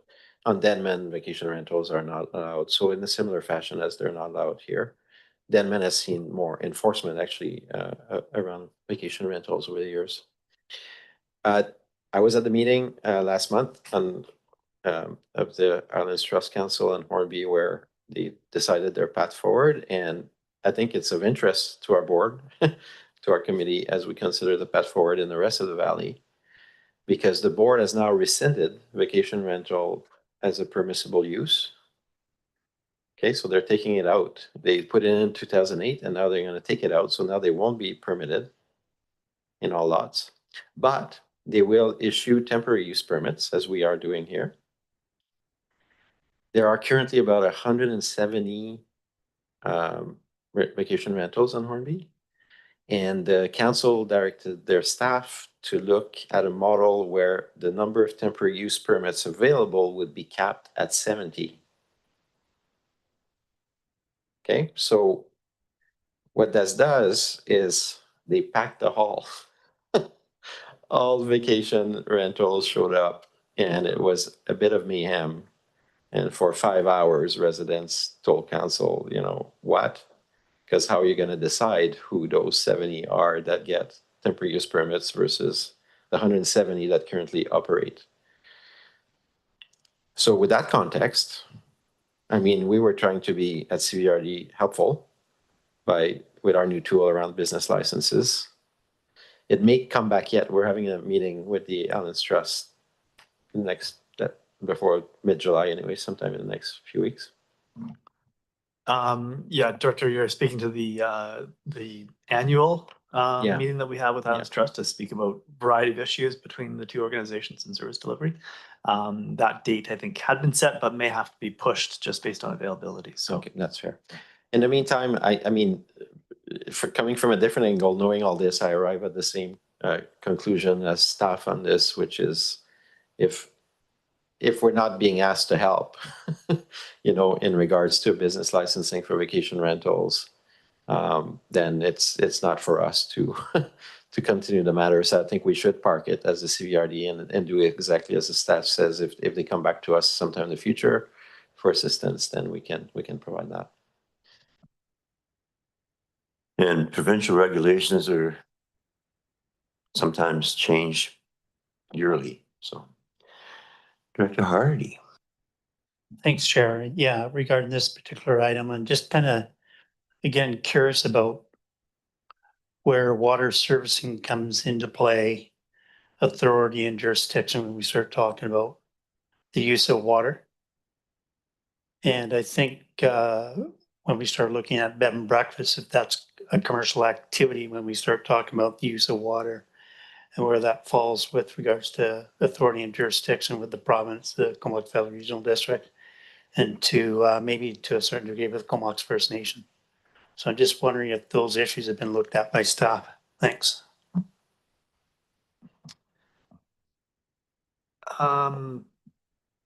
Specific to this particular report, I don't know that we've looked into the use of water so much. Of course, Islands Trust is responsible for all the land use planning and zoning and land use considerations for Denman and Hornby Islands. And from a water licensing perspective, that's a provincial responsibility. So I don't know that the CVRD has had much analysis of those kinds of considerations there, Director Hardy. Yeah, and Alana has jumped to the table here, so Alana might have a little bit more to add on that. Through the CAO to the chair and directors, I think one of the appealing factors of the temporary use permit tool is that it enables you to assign conditions to a given use. So for example, in the context of water licensing, you could, in the context of a temporary use permit, in the context of your jurisdiction, require that the proponent provide confirmation of their water source, whether it be that you're seeking that they have a license in place or whatever the case might be. So the benefit of that tool in rural areas gives you that opportunity to assess something that would otherwise not be within your purview unless a building permit was required. Which would be, in the case of areas A, B, and C, a tool that we could use through a temporary use permit. In the case of Hornby and Denman Island, of course, that land use authority rests with Islands Trust, and so it wouldn't be something that the CVRD could expect through that temporary use permit because we don't administer that.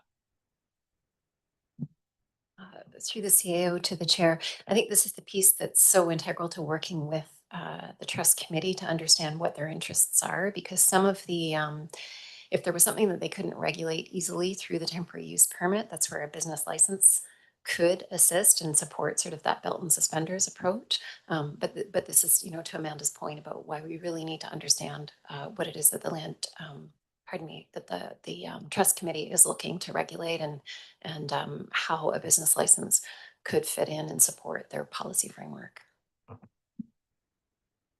Director Hardy, you got a further question? No? Okay, so basically, it's beyond our jurisdiction. And I think personally, I think the recommendation is to wait and see. So on the receipt of the report, anybody opposed to that? Then that carries. Second.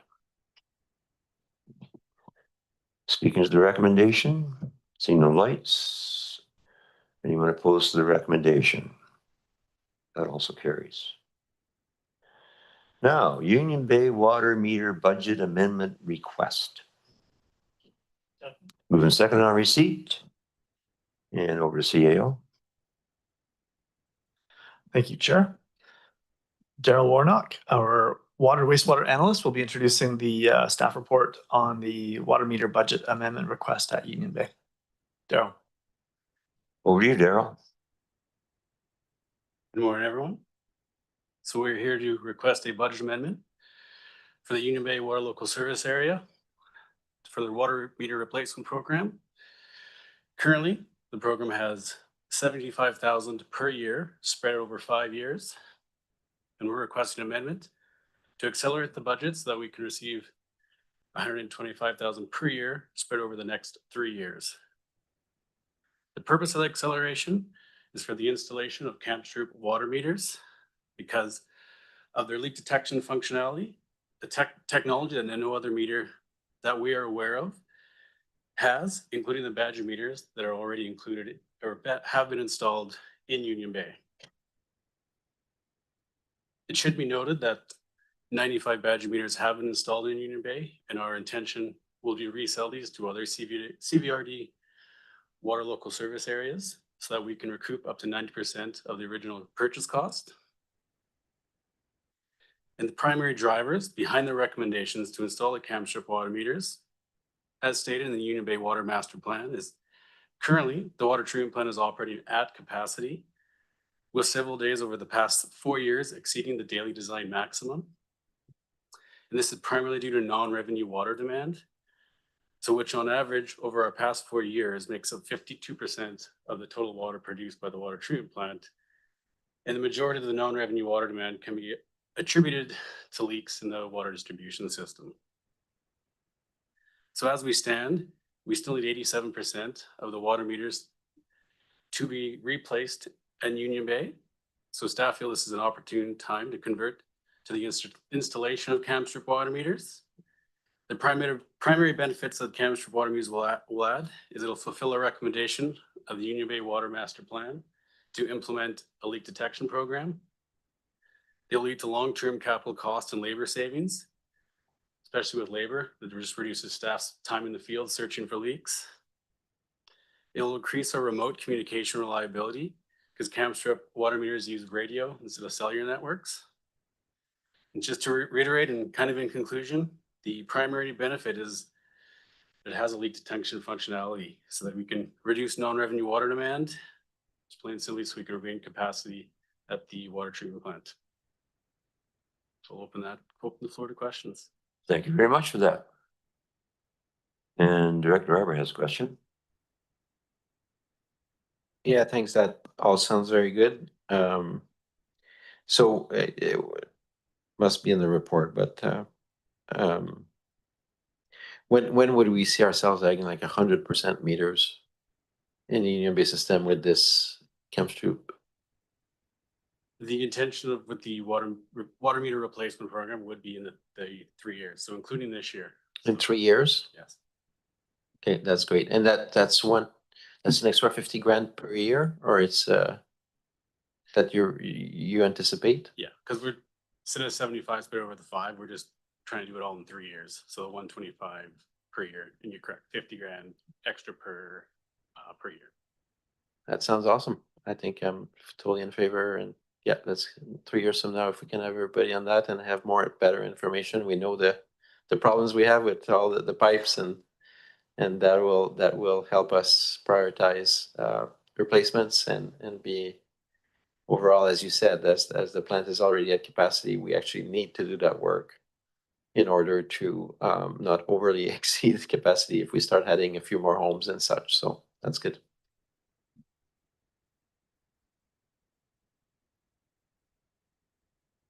When they split the regional districts of Strathcona and Comox Valley, the minister said that 1/2 of all new connections, the water for 1/2 of all new connections shall be obtained through water conservation. I think that's probably not quite attainable, but we're moving in the right direction. My question is, how old are these pipes? Are they like Cumberland with the old knobby galvanized things, or are they the fiber asbestos or cement, fiber cement or whatever pipes, the PVC, or the combination of all three?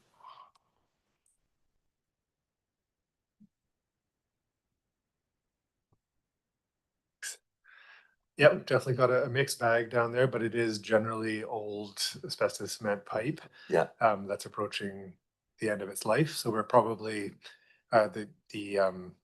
the rate review process that we brought forward in 2023 projected that most of the pipes would need to be replaced within the next 15 years. So 15, yeah. yeah. So to the director's earlier point, this technology will help us prioritize and schedule the main replacement program and target those neighborhoods that have the most leaks.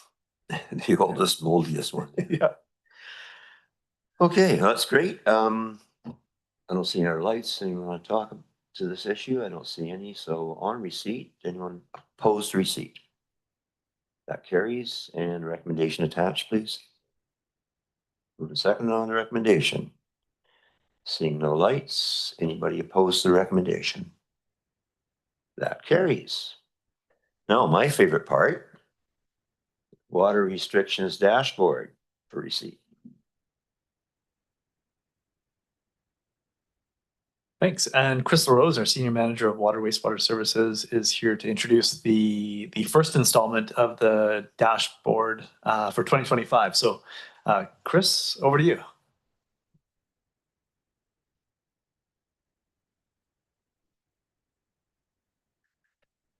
Thanks, James. Good morning, everyone. So yeah, like James mentioned, this is the first of a series of monthly dashboards that will be brought forward summarizing where we're at with water restrictions and our water supplies. This will go through to October, and then we'll have a closeout report in November where we summarize the season's activities. So there's four water local service areas on this dashboard that fall under the Electoral Area Services Committee. So this being the first dashboard, we are pretty much on track this year, following trends from previous years. We have a note at the top where we mentioned the precipitation that fell within the last 2 months. And there was a recommendation or a request at the Black Creek Oyster Bay Committee meeting this morning that we have a little bit more information on here about last year's numbers so you can compare. So we'll look at how to insert those in. But yeah, pretty much as expected, we did shift automatically to stage 1 on May 1st. And we'll be going to stage 2 on July 1st for all of these service areas. Looking at the consumption and taking into account the flushing that was done in April and May, which is what we do at this time of year. So some of those flushings occurred entirely within April, depending on the service, straddled April or May, or just in May. So they're accounting for most of the variation that you see in consumption between these months and these services. However, over the last couple of weeks with this increase in nice weather, we're definitely seeing an increase in consumption, and that will be reflected in the next dashboard when we present in July. So I don't think I'll get into the details of each of these, but I'm happy to answer any questions if you have any.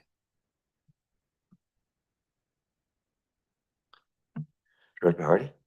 Yeah, thanks, Chair, and through the chair to the staff. And again, just if I understood correctly from staff that measurements from this time last year, for example, May through to June of 24, that the next dashboard would include last year's data? Yeah, we're correct. Yeah, so the suggestion was made this morning, so we'll look at how to, like, we may add a line for each of the service areas on the front page and maybe attach a summary of past year's numbers so that you have that in context. Great, thanks. I think that suggestion is a great suggestion. It'd be nice to see what was going on last year in comparison to this year. Thanks. That was one of the suggestions at the Black Creek Oyster Bay system. And also one of the suggestions was that we don't really have this published on the website. It's not readily available. So perhaps in the summer months or sometime we can run the dashboard in the paper as part of our weekly one-pager that we bring out just to let people know, gives them an idea where we're at regarding water. We'll work with our communications group to determine when best to communicate. Yeah, what would be the best time? Generated some conversation. Director Hardy. Oh, Director Arbor then. Yeah, it's still, I think everybody here probably knows that, but it's still an often asked question or comment on the street or on Facebook or wherever that people are like, they're noticing our hot summers. We had a 30 degrees yesterday in early June. Nothing to do with global warming, I'm sure, but yeah, people are concerned, and especially when it comes to Comox Valley, the Comox Valley water system, there's a perception out there that still, after, that system is at risk of running dry. And so we've talked about that at the bigger water table, but we're not there yet in terms of residents of Comox Valley really understanding. So this is a good steps, but it may be good. My only additional idea today is if there was a way to, colorize the long-term risk around each water system, right? because some systems that are very small and we know their sources are their water sources is a bit more at risk. People don't really understand the correlation between water systems. So Comox Valley Lake would probably come up as a blue, like it's pretty good long term. We know that at this board, and then maybe some of the smaller water systems end up like the orange, like there's actually long-term risks around water supply. I don't know how we get to that kind of public information. So I agree, like if our communication team can continue to think about how we educate, and I chair of the water committee, Wendy Moring, has spoken many times on that as well. So yeah, to continue that work so that we start to feel fewer comments on the street and feel like residents really understand better the status of the water, that'd be wonderful. Yep. Water, water everywhere. Well, just for receipt. So let's call it on receipt. Anyone oppose receipt? That carries. New business. Area A Advisory Planning Commission correspondence for receipt from Director Arbor. I'll move it. Second.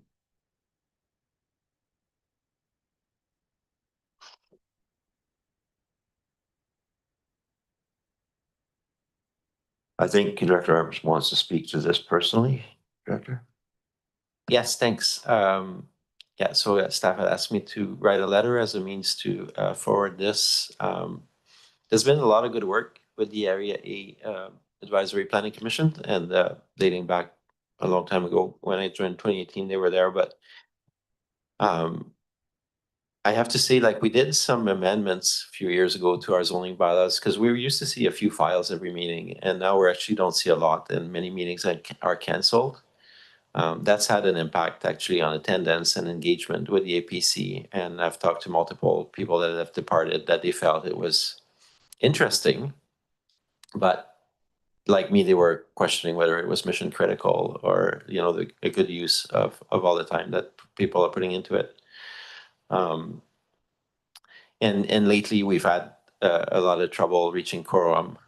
So it's just trying to try to gauge that value for amount of effort put in. And at the last meeting, we just had 2 members there, I believe. And, we chatted and there's a sense that, and you've heard me speak at this table before, that I'm enthusiastic for community engagement and volunteers to weigh in the big picture of Area A. For example, eventually there might be a need for special commissions to look at, for example, if Comox First Nation move forward with the treaty and the lands there, how do you look at long-term planning in that area when you add a new and very important participant in that area?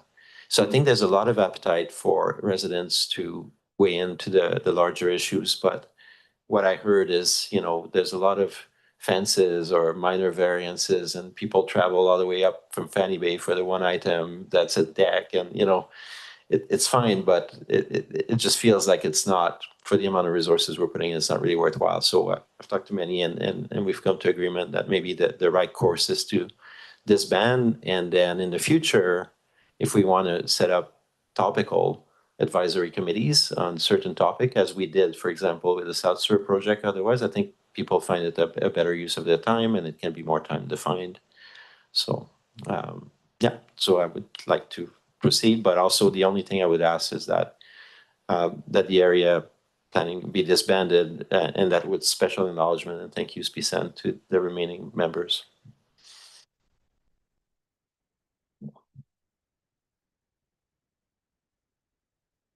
Yeah, when it comes right down to it, local government is about 80% boring, 10% panic. I have a different area, a different group in my area. I think that we have one member who's like on the spare list, number 10, and he's been coming out to the meetings regardless of him not being on the APC, waiting for an opening. So, but it is true. I mean, you think about local government in general, so many people that run as a one-issue candidate, and then a year and a half into it, they're going, well, this isn't what I expected. I don't care about the the yard set, the 1.5 meter setback on this outbuilding or whatever. So, you know, I can see that, but it's, you know, we did have, well, I can't remember his name, Carvello, right? Louis Carvello come and talk to us about, you know, what can and cannot be discussed at an APC. And of course, it's pretty bland what can be. So, you know, in fact, I think my colleague north of the Oyster, John Rice, said that he was told to stay away from his APC meetings entirely, not even to come in as an observer. So that's kind of weird. I think it's, you don't want to chime in, but it's nice to be there and hear what's going on the ground, because they are our window into the community. And they do take the time to come out. And it's not just somebody ranting from behind a computer keyboard. So, Dr. Hardy, you got some comment? Thanks, Chair. And I understand that the comments that have been put forward by Director Arbor. I'm just wondering through the chair's staff whether or not clear communication needs to be undertaken regarding the Area A disbandment of its advisory committee. I'm just wondering, some may consider this process with regards to being involved with the advisory committee as a means of being involved in the governance of what transpires within their region or potential or area here in community. I just want to make sure at the end of the day that if this advisory committee is disbanded, that there's clear consultation with the membership of Area A before a decision is made. Like I wouldn't want to see coming back on the Electoral Area Services Committee that there wasn't any consultation with Area A, and then a decision was made without that consultation with the overall public in Area A. So I'm just kind of wondering about that process, or if there should be a concern or not. Thanks. Thanks for that, Director. The APCs do exist at the pleasure of this committee, and it takes a committee resolution to put them forward or to make changes and to change membership or to ultimately disband if that's the direction that the committee takes. I think oftentimes the committee looks to the individual director for the area to provide some guidance around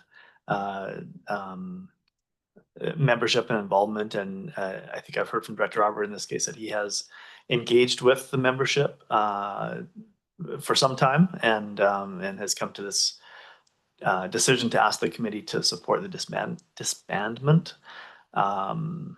Correspondence that would be sent to committee members if this committee supports the disbandment. That correspondence would reflect their involvement and appreciation for their participation. That said, if this committee was interested in doing something further, then we would work with the director in the area to undertake that outreach. I can leave it at that. Director? Thanks, Chair. So if I'm understanding correctly, for clarity purposes, there's no need to do any community consultation with the members in Area A with regards to the disbandment of the advisory committee. It's at the full discretion of the Electoral Area Services Committee and the director of Area A. There's nothing in legislation that would require any specific consultation, and Director Arbor has indicated he has had outreach with APC membership, and so it really does come to the decision of the EASC if you would support this request in front of you today.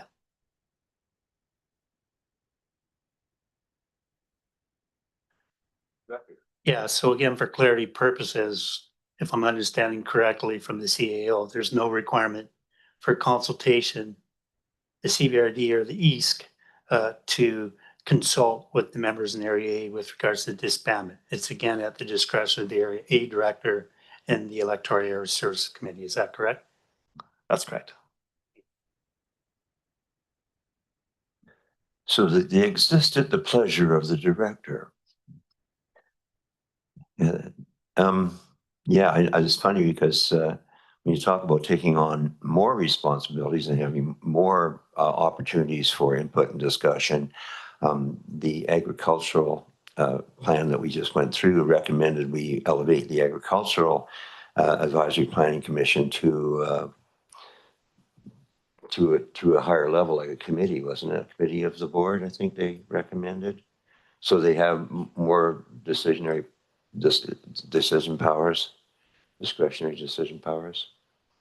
I think they actually recommended, it's not a commission, it would be a committee then, wouldn't it? Would be the next level up. Yeah, I don't recall the specifics in the ag plan. I'd have to revisit that Yeah. and come back to you. It's in there, which has pros and cons. One more, Director.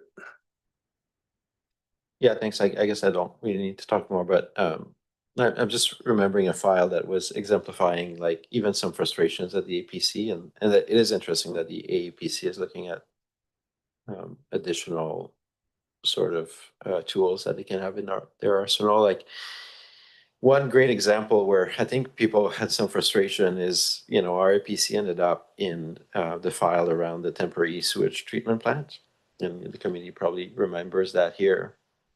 And they walked in, and because of our legislation and our policy framework around APCs, they could only comment on form and character, right? And they were not given, like I gave them some, but they were not given all the broader context of the MDA and all the rest of that. They were just narrowly being asked. And because of that, a lot of residents and all things, all that, all of a sudden they become in the zone. And then you have to, it's just advisory and it's just on form and character. And it was a bit of, deflating in a way, because what I heard from them is they would have liked to speak to or understand the broader context and be able to speak to it. But even our staff were like, no, you cannot speak about that. You can only speak about form and character. So it becomes almost an exercise in frustration, right? Why am I giving my volunteer time and not being fully utilized on the broader important issues our community is facing? So I think in the future, I'll be looking to come back here on topical things, right? That matter to the community, and we can set up committees perhaps on a time-defined way, as appropriate. So yeah. So anyways, hopefully the committee here sees, barring all that context, the simplicity of, for now, we just had a recruitment and we had zero interest in Area A. Nobody stepped forward. And the people I have there are volunteers in other things. So when you talk, you want to like Jackie Godfrey, she's the chair of the Ship's Point Improvement District. Those are a lot of people we've had on the APC are movers and shakers in our community, and I don't want them to feel like they're participating in something that is not a must or a necessity for the regional district to function well.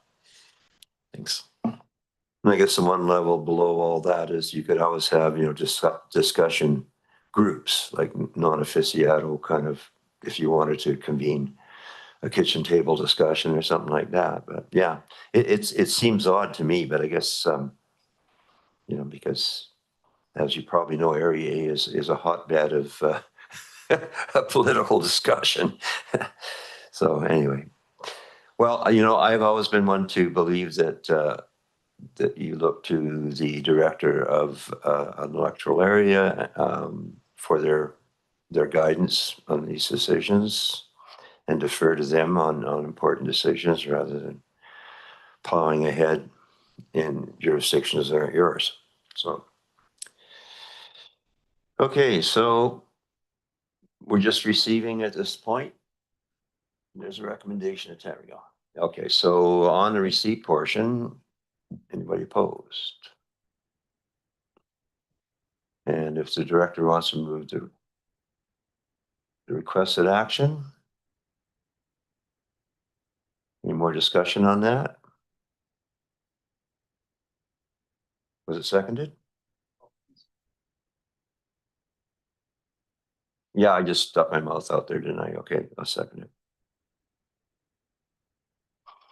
We'll defer to the director. Okay, All in favor? Carries. But we only have a year and a half to go, and we have a new election, and it might all change. Be nice if the province gave us a few more tools, but hey, we're only asking that for what, 60 years now, so you don't want to rush things. So what are we at? We're recommendation into the closed meeting, I guess, at this point, right? So recommendation to move to in camera. I'll make the motion. Okay, so we're moving into in camera, and I would suggest we go fix a plate of food. Thank you.